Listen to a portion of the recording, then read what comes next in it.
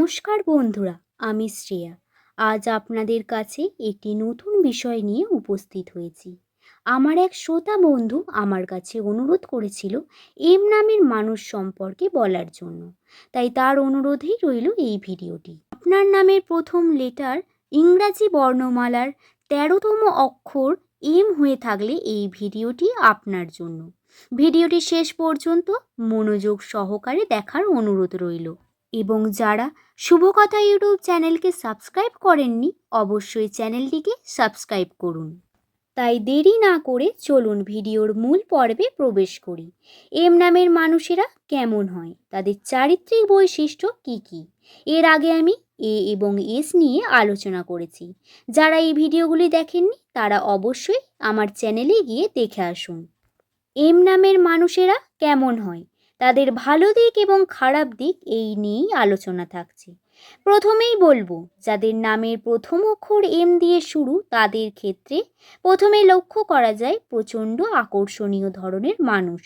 অর্থাৎ যে কোনো জায়গায় গিয়ে সে নিজেকে অন্যের প্রতি আকর্ষণে চলে আসে, অন্যের চোখে আকর্ষণীয় হয়ে ওঠে খুব তাড়াতাড়ি। এবং আরও যদি লক্ষ্য করি, এম নামের মানুষেরা কথা বলতে ভালোবাসে। এদের যদি বলা হয় ১ ঘন্টা চুপ থাকুন, এরা পারবে না।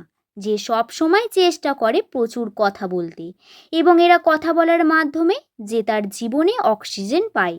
অর্থাৎ চেনা বা অচেনা হোক, প্রতিটি মানুষের সাথে মন খুলে কথা বলতে এরা ভালোবাসে। এবং লক্ষ্য করা যায় এরা কিন্তু খুব ছোট ছোট কথাতেই তাদের মনে দুঃখ পায়। এটা লক্ষ্য করা যায় এম নামের মানুষের মধ্যে। এরা প্রচণ্ড ভাবুক প্রকৃতির মানুষ। এরা একটি নিজের ভাবনার দুনিয়ায় আবদ্ধ থাকতে পছন্দ করে। এবং আরও যদি লক্ষ্য করি, এদের কথা বলার ধরন, কথা বলার স্টাইল ইত্যাদির দ্বারাই এরা মানুষের বন্ধু হয়ে ওঠে। এদের কথা বলার চালচলন দেখে মানুষ আকর্ষিত হয়। এম নামের মানুষেরা যুক্তিতর্কে এরা খুব পারদর্শী। এরা কিন্তু যুক্তিতর্ক দিয়ে বিপক্ষকে কিভাবে হারাতে হয় বা কোন জায়গায় কি কথা বললে বিপক্ষকে হারানো যাবে তাতে এরা খুবই পারদর্শী। অর্থাৎ তাদের গুণ সেরা।